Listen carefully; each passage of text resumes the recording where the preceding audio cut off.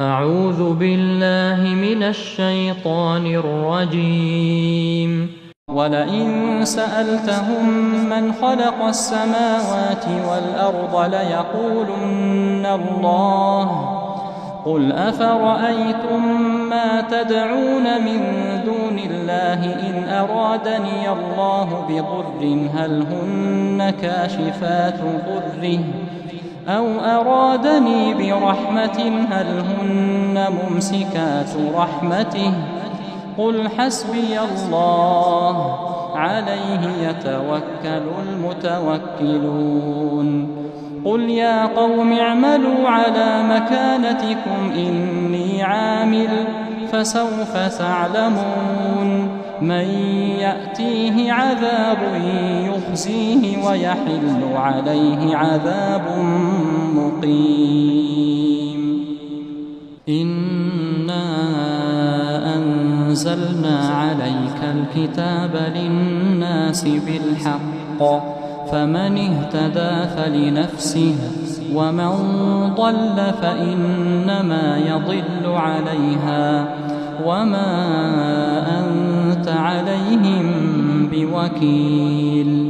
الله يتوفى الأنفس حين موتها والتي لم تمت في منامها فيمسك التي قضى عليها الموت ويرسل الأخرى إلى أجل مسمى إن في ذلك لآيات لقوم يتفكرون.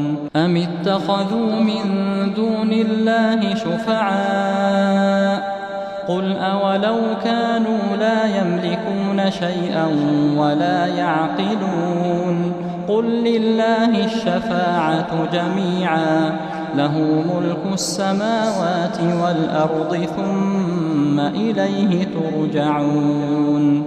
وإذا ذكر الله وحده اشمأزت قلوب الذين لا يؤمنون بالآخرة وإذا ذكر الذين من دونه إذا هم يستبشرون.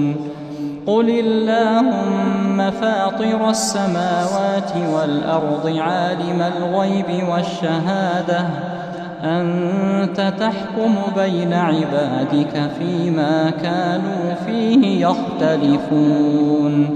ولو أن للذين ظلموا ما في الأرض جميعا ومثله معه لافتدوا به من سوء العذاب يوم القيامة وبدا لهم من الله ما لم يكونوا يحتسبون وبدا لهم سيئات ما كسبوا وحاق بهم ما كانوا به يستهزئون.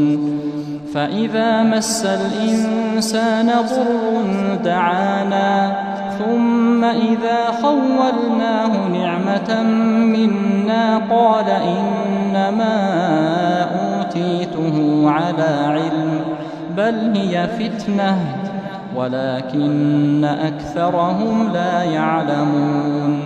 قد قالها الذين من قبلهم فما أغنى عنهم ما كانوا يكسبون فأصابهم سيئات ما كسبوا والذين ظلموا من هؤلاء سيصيبهم سيئات ما كسبوا وما هم بمعجزين.